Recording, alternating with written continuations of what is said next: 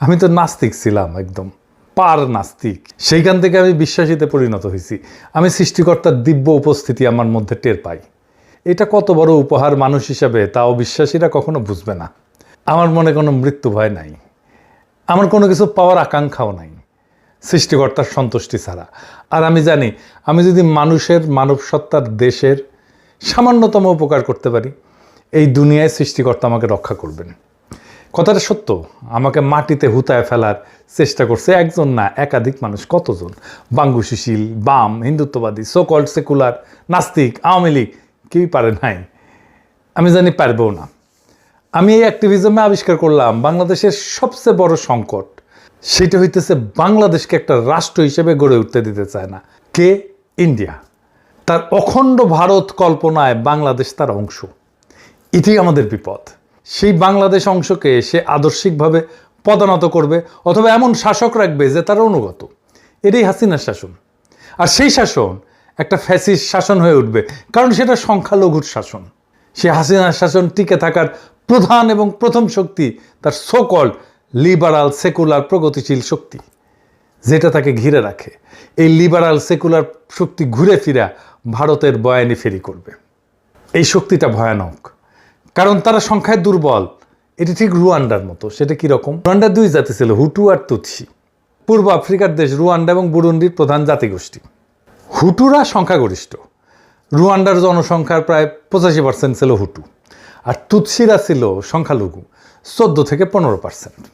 এই তুৎসিরা ঐতিহাসিকভাবে গবাদি পশু পালন করত এবং তারা জমিদার শ্রেণী ছিল।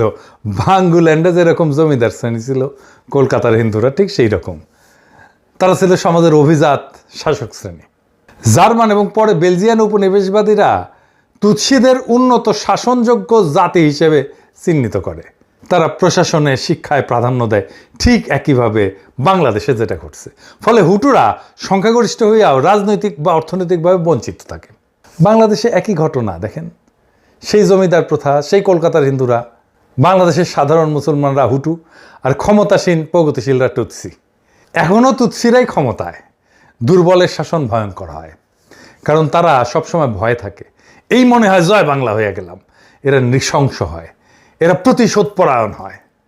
আমি যেহেতু এই সিপিবি ঘরানার লোক, তাই আমি আবিষ্কার করলাম যে এই ঘরানা, এই বাঙ্গুল্যান্ডের এই তুৎসি ঘরানা, এটা দুর্বল। শিক্ষা দীক্ষায় দুর্বল, মেধায় দুর্বল, পেশাগত সাফল্যে দুর্বল। এদের বয়ান চুরমার করে দেওয়া সম্ভব। এদের সাথে কেউ ফাইটে যায় নাই। কেন যায় নাই জানেন?